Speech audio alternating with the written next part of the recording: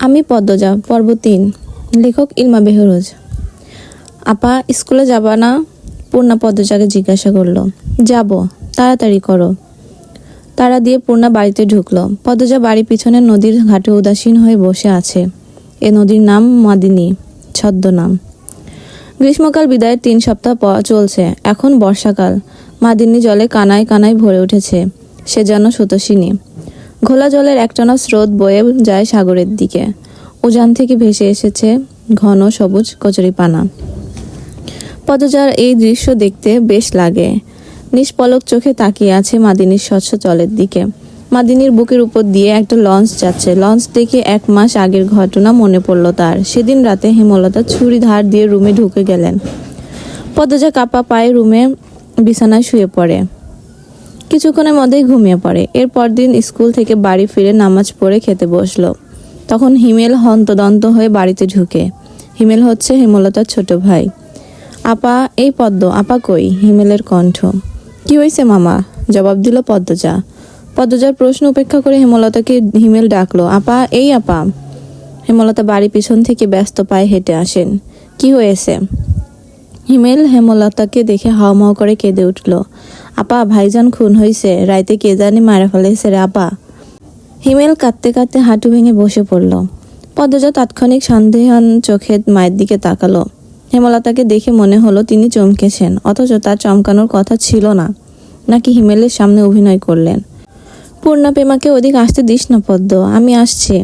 হেমলতা বাড়ির বাইরে মিলিয়ে যান। হিমেল পাশে খুঁড়িয়ে খুঁড়িয়ে হাঁটছে। ছেলেটা বোকাশোকা, জন্মগত প্রতিবন্ধী। 22 বছরে হিমেল এখনো শিশুদের মতো আচরণ করে। কথায় কথায় খুব কাঁদে। সেখানে তার ভাই খুন হয়েছে। 1 মাস তো প্রতিদিন নিয়ম করে কাঁদবে। পদ্মজা রাতেই ভেবেছিল এমন ঘটনা ঘটতে পারে, তবুও এখন ভয় পাচ্ছে খুব। পুলিশ কি এসেছে? মাকে কি ধরে নিয়ে যাবে? ভাবতে গিয়ে পদ্মজার বুক ধক করে উঠল। গ্রামের কাছেই শহর থানা, পুলিশ নিশ্চয় চলে এসেছে। পদ্ম ধপ করে মাটিতে বসে পড়ল। সে ঘামছে খুব। নাক মুখ গলা ঘেমে একাকার হয়ে যাচ্ছে। পূর্ণা খুনের কথা শুনেই খুব ভয় পেয়েছে। তার মনে হচ্ছে সেও খুন হবে। খুব বেশি ভীতু পূর্ণা। পদ্মজার শরীর কাঁপতে থাকে। চোখে ভাসছে হেমলতাকে পুলিশ শিকল দিয়ে বেঁধে নিয়ে যাচ্ছে। তার খুব কান্না পাচ্ছে। আর সময় নষ্ট না করে তড়িঘড়ি করে উঠে দাঁড়ালো পদ্মজা। মাথায় ওড়নার আঁচল টেনে নিয়ে পূর্ণার উদ্দেশ্যে বলল, প্রেমারে দেখে রাখিস বোন। বাড়ি ভর্তি মানুষ, আরও মানুষ আসছে। হেমলতা মানুষজনকে ঠেলে হানিফের লাশের কাছে গিয়ে দাঁড়ালেন। তখন ফর্সা রঙের 2 জন মহিলা ঝাঁপিয়ে পড়ে তার উপর। আকস্মিক আক্রমণে হেমলতা অপ্রস্তুত হয়ে পড়েন। খেয়াল করে দেখেন 2 জন মহিলা তার মা আর বোন হাও মাও করে কাঁদছেন। কিন্তু হেমলতার তো কান্না পাচ্ছে না। ব্যাপারটা লক্ষ্যচোখে ঠেকছে না। একটু কি কান্নার অভিনয় করা উচিত? হানিফের মৃতদেহ দেখে মনে হচ্ছে কেউ ইচ্ছে মতো কুপিয়েছে। হেমলতা তা দেখে শান্তি লাগছে। এমন শান্তি অনেক দিন পাওয়া হয়নি। পদ্মজা সেখানে উপস্থিত হয়। হেমলতার নজরে পড়ে। ভীত চোখে মায়ের চোখের দিকে তাকালো পদ্মজা। হেমলতা ভুরু কুঞ্চিত করে আবার স্বাভাবিক করে নেন। পদ্মজা চোখ ঘুরিয়ে দেখছে পুলিশ এসেছেন নাকি। চারিদিকে এত মানুষ। পদ্মজাকে এদিক ওদিক উকি দিতে দেখে হেমলতা এগিয়ে আসেন। চোখ মুখ শক্ত করে পদ্মজার মুখ ঘুরে দেন। পদ্মজা দ্রুত ওনার আঁচল মুখে চেপে ধরে গোয়াল ঘরে ঢুকে পড়ল।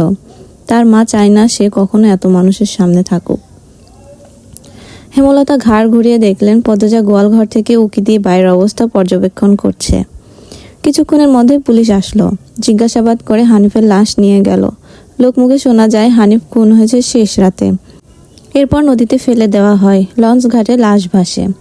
হেমলতাকে পুলিশ নিয়ে যায়নি বলে পদ্মজা স্বস্তির নিঃশ্বাস নিল। মানুষের ভিড়ও কমে গেছে। হেমলতার মা কাঁদতে কাঁদতে ক্লান্ত হয়ে উঠোনের এক কোণে বসে আছেন। পদ্মজা গুটি পায়ে গোয়ালঘর থেকে বেরিয়ে আসলো। হেমলতা পদ্মজার দিকে তাকিয়ে মৃদু হাসেন। সেই হাসি দেখলেন হেমলতার মা মঞ্জুরা। তিনি কিছু একটা ভেবে নেন। হেমলতার কাছে এসে কিরমির করে বলে, তুই খুন করছস? তোমার কেন মনে হচ্ছে এমন? হেমলতার কণ্ঠ স্বাভাবিক, অথচ পদ্মজা এই প্রশ্ন শুনে ভয় পেয়েছে খুব। যদি নানু পুলিশকে বলে দেয়, পুলিশ তো তার মাকে নিয়ে যাবে। কাল রাতে তুই আইছিলি হানিফের ঘরে, আমি দেখি নাই? রাগে কাঁপছেন মঞ্জুরা। আসছি। হেমলতার নির্বিকার স্বীকারোক্তি। কেন মারলি আমার স্যারারে? তোর ক্ষতি করেছে? আসছি বলেই আমি খুন করছি? এত রাতে তুই তার কাছে কি দরকার আইবি? আমি তারে মারতে যাইব কেন? মঞ্জুরা আহত দৃষ্টিতে তাকিয়ে আছেন হেমলতার দিকে। হেমলতার চোখ মুখ শক্ত।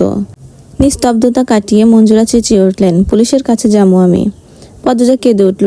অস্পষ্ট কণ্ঠে বলে, নানু এমন করো না। হেমলতা নিচু স্বরে কঠিন করে বললেন, আমার মেয়েদের থেকে আমাকে দূরে সরানোর চেষ্টা করো না আম্মা, ফল খুব খারাপ হবে। পদ্মজার মনে হলো মঞ্জুরা ভয় পেয়েছেন। মঞ্জুরা সবসময় হেমলতাকে ভয় পান। তিনি চুপসে যান, শুধু ঘৃণা ভরা দৃষ্টি নিয়ে হেমলতার দিকে তাকিয়ে থাকেন। পদ্মজা বুঝে উঠতে পারে না তার নানু কেন ভয় পায় মাকে। মায়ের অতীতে কি ঘটেছে, কেন তিনি এমন কাঠখোট্টা। ছেলের খুনিকে কেন মা ছেড়ে দেয়, নানু কেন ছাড়লেন মেয়ে বলে, নাকি অন্য কারণ। কোনো উত্তর নেই। এসব ভাবলে উল্টো মাথা ব্যথা করে। অন্য 8-10টা পরিবারের মতো কেন না তারা, নাকি গোপনে সব পরিবারে এমন জটিলতা আছে। প্রশ্ন হাজারটা, উত্তর কোথায়। সেদিন রাতে খাওয়ার সময় হেমলতা নিম্ন স্বরে পদ্মজাকে বললেন, পদ্ম। জি আম্মা। আমি হানিফকে খুন করিনি, কারা করেছে তাও জানি না। কথাটি শুনে পদ্মজা খুব চমকায়। তার মা মিথ্যে বলে না। তাহলে কারা খুন করলো? পদ্মজা প্রশ্ন করল। তাহলে শেষ রাতে মামার কাছে কেন গিয়েছিলাম মা? হেমলতা জবাব দেননি, খাওয়া ছেড়ে উঠে যান। পদ্মজার কান্না পায়, খুব খারাপ লাগে। নিঃশব্দে এক ফোঁটা জল গড়িয়ে পড়ে। তা আড়াল করে ব্যস্ত পায় বাড়ির ভেতর চলে যায়।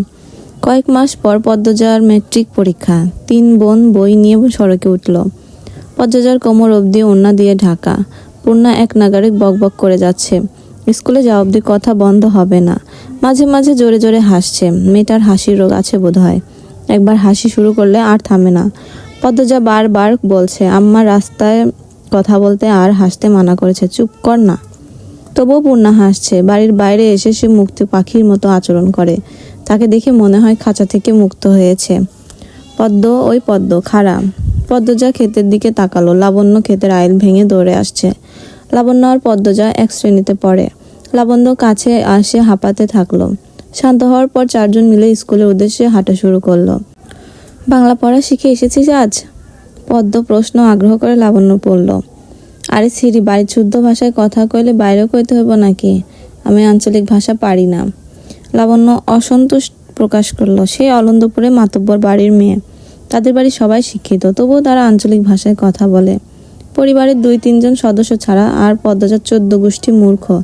2-3 জন ছাড়া, তবুও এমন ভাব করে আঞ্চলিক ভাষা নাকি পারে না। সত্যি আমি পারি না। ছোট থেকে আম্মা শুদ্ধ ভাষা শিখিয়েছেন, উনিও বলেন, তাই শুদ্ধ ভাষায় কথা বলতে আরাম পায়।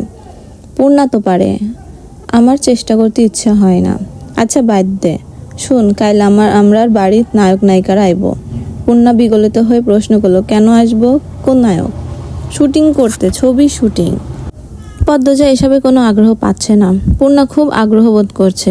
সপ্তাহে একদিন সুমিদের বাড়িতে সাদা কালো টিভিতে সেই ছায়াছবি দেখতে যায়। তাই অভিনয় শিল্পীদের প্রতি তার আগ্রহ আকাশ ছোঁয়া। পূর্ণা গদগদ হয়ে প্রশ্ন ছুড়ল, কোন নায়ক নায়িকা? বল লাবণ্য আপা। দ্বারা মনে করি। পূর্ণা কৌতূহল নিয়ে তাকিয়ে আছে। লাবণ্য চোখ বুঝে মনে করার চেষ্টা করলো। এরপর মনে হতে বলল, লিখন শাহ আর চিত্রা দেবী। তুমি আমার ছবির নায়ক নায়িকা? হ্যাঁ। স্কুলে যাওয়ার পুরোটা পথ লাবণ্য আর পূর্ণা ছায়াছবি নিয়ে আলোচনা করলো। মূল বক্তব্য ছিল লিখন শাহ। আসসালামু আলাইকুম, আমি মুন্নি। বাকি পর্বগুলোকে দেখতে পেজের সাথেই থাকুন। ধন্যবাদ।